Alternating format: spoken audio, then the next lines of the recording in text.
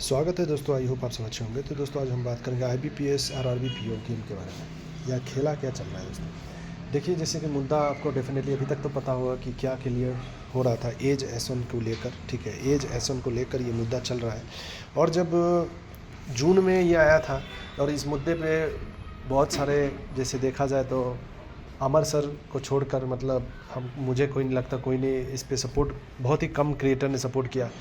Current affairs funda sir हैं, उन्हें किए थे सपोर्ट, इस पर रेगुलर अपडेट देते हैं और इस पर सपोर्ट किए थे। लेकिन स्टार्टिंग से देखिएगा तो जैसे जून में कैलेंडर चेंज हुआ था तो मैंने आपको बताया था कि ये मुद्दा आ सकता है बाद में। जो चेंज हुआ था एज S1 पे अफेक्ट आएगा, और वो हुआ था। तो उस वक्त अगर कोई सपोर्ट करता या ज़्यादा मुद्दे में ज़्यादा क्रिएटर अगर उस पर करते हैं तो हो सकता था आज कुछ रिस्पॉन्स अच्छा मिलता। लेकिन अभी का रिस्पॉन्स क्या है कि केस पेंडिंग पड़ा है और हियरिंग पे हियरिंग हो रहा है, लेकिन कोई अपडेट नहीं हो रहा है। जैसे आपको पता होगा कि 7 नवंबर को हियरिंग था, उस दिन कोई अवेलेबल नहीं थे कोर्ट में। उसके बाद 14 नवंबर को हियरिंग था, यहाँ पे भी कुछ नहीं हुआ। अब क्या हो रहा है कि 21 नवंबर का डेट दिया जा रहा है, 21 नवंबर का। अब क्या किया जाए, 21 नवंबर का डेट दिया जा रहा है, इसमें हियरिंग। तो मुझे जो लग रहा है दोस्तों, ये ऐसे केस आगे डेट पे डेट होते होते ये ऐसी अता पता गायब हो जाएगा। इस पर सरकार को भी कुछ एक्शन लेना चाहिए था, क्योंकि अब देखिए दोस्तों, सारा चीज़ अब मुद्दा देश का आप समझ रहे हैं, बेहतर समझ रहे हैं कि चल क्या रहा है। एजुकेशन, जॉब्स, ये सब पे एज S1, इस पे कोई बात नहीं होता है। किसी कैंडिडेट का लाइफ बर्बाद हो जाए, कुछ हो जाए, कोई फ़र्क नहीं पड़ता किसी को। देखिए, जो इसमें बहुत सारे कैंडिडेट ऐसे होंगे जिनका लास्ट अटेम्प्ट होगा। मान लीजिए लास्ट अटेम्प्ट है, वो कोई भी कैटेगरी से बिलोंग कर सकते थे। मान लीजिए 1 जून के हिसाब से वो एलिजिबल होते, ठीक है, और 1 सितंबर के हिसाब से वो उसको पता था कि वो एलिजिबल नहीं होंगे, तो उस बेसिस पे वो तैयारी स्टार्ट किए होंगे जनवरी से। और पता चला कि वो मेरा लास्ट अटेम्प्ट था, ख़त्म, बैंकिंग सेक्टर से ख़त्म, स्टोरी ही ख़त्म। तो ये सब तो बहुत गंभीर मैटर है ना, किसी कैंडिडेट का लाइफ बर्बाद हो रहा है, तो सरकार को भी सोचना चाहिए इस पर। तो क्या किया जाए दोस्तों, हम लोग तो छोटे मोटे ये यूट्यूब में वीडियो बनाते हैं, बड़े लोग तो इस पे बात नहीं करते, ये मुद्दे पे सबका अपना अपना पॉइंट ऑफ व्यू है। लेकिन ये प्रॉब्लम मैंने कहा था, और आगे भी जाके जो कैंडिडेट्स के साथ नहीं हुआ है, ये फ्यूचर में आपके साथ भी ये प्रॉब्लम हो सकता है दोस्तों। इसलिए ये अगर चेंज होता तो बहुत अच्छी बात है, लेकिन अभी जो दिखाई दे रहा है, समझ नहीं आ रहा है कि चल क्या रहा है अभी। और अभी तक एडमिट कार्ड का कोई अता पता नहीं है IBPS की तरफ से। एडमिट कार्ड का भी अता पता नहीं है, जो पहले ऐसा नहीं होता था कि आपका 4 दिन पहले 5 दिन पहले एडमिट कार्ड दे दिया जा रहा है, ऐसा कभी नहीं होता था। तो अभी जो चल रहा है पता नहीं क्या होगा दोस्तों।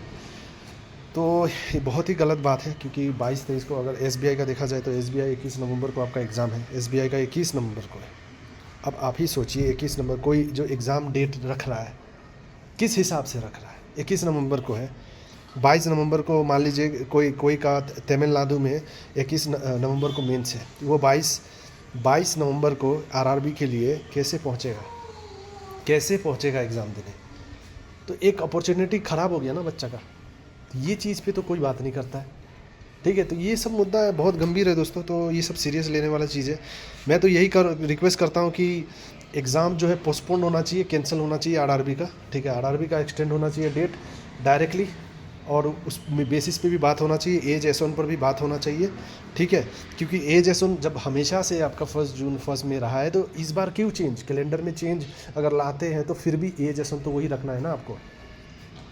उस कारण देख लीजिए अब कितने कैंडिडेट एलिजिबल नहीं हुए। तो जो एलिजिबल है उनको फ़र्क नहीं पड़ेगा, लेकिन आपका भी टाइम आएगा, कभी ये केस आपके भी ज़िंदगी में ज़रूर गिरेगा।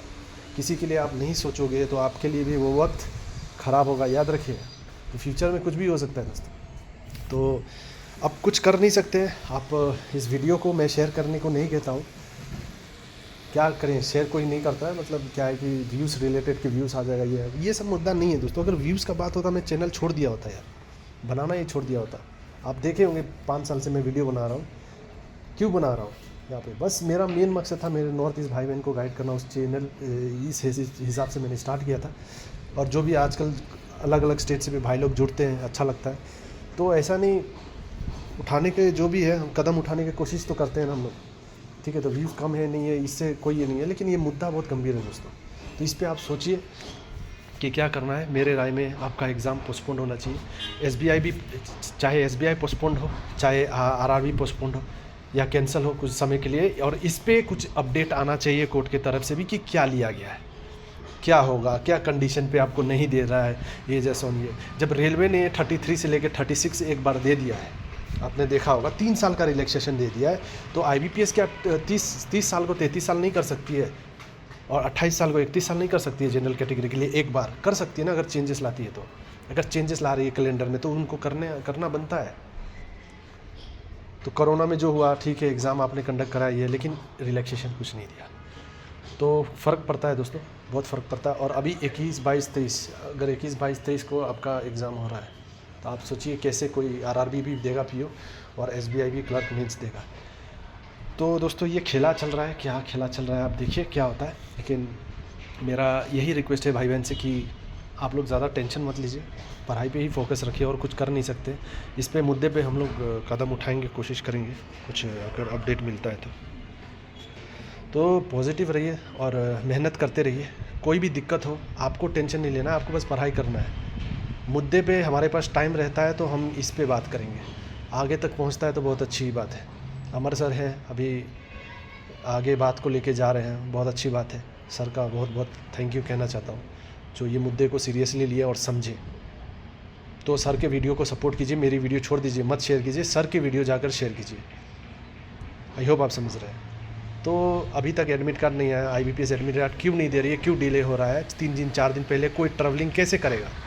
कोई स्टेट से कोई स्टेट में जाना है तो ट्रैवलिंग कैसे करेगा, टिकट कैसे बनाएगा? तो ये सब मुद्दा आप खुद ही सोचिए क्या करना है। ठीक है दोस्तों, तो ध्यान दीजिएगा, देखिएगा, क्योंकि टिकट में बहुत लोगों को दिक्कत होने वाला है इस बार। अगर मान लीजिए मंडे ट्यूसडे को एडमिट कार्ड आता है तो क्या करिएगा? 2 दिन में कैसे ट्रैवलिंग कीजिएगा? SBI कैसे एग्ज़ाम दीजिएगा? RRB कैसे दीजिएगा? आप खुद सोचिए और बताइए कमेंट में कि क्या करना चाहिए। चलिए फिर हम लोग मिलते हैं नेक्स्ट वीडियो में। और एडमिट कार्ड का ऐसा नहीं है कि सैटरडे संडे है तो नहीं, आज भी दे सकते हैं, कल भी दे सकते हैं। तो फ्राइडे नहीं आया तो कल भी पॉसिबिलिटी है। चलिए देखते हैं क्या होता है, मिलते हैं हम लोग नेक्स्ट वीडियो में। कोई भी डाउट हो कमेंट कीजिएगा। All the best.